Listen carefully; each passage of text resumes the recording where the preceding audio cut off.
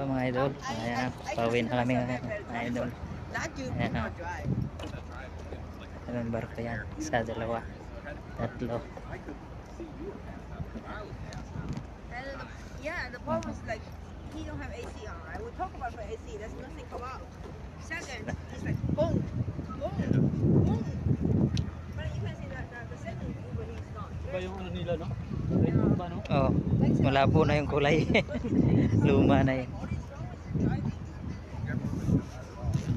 Capital City, Marikina. Ito pala yung seawalk nila mga idol. Sa Juneau, Alaska. Yung cable car nila mga idol sa taas.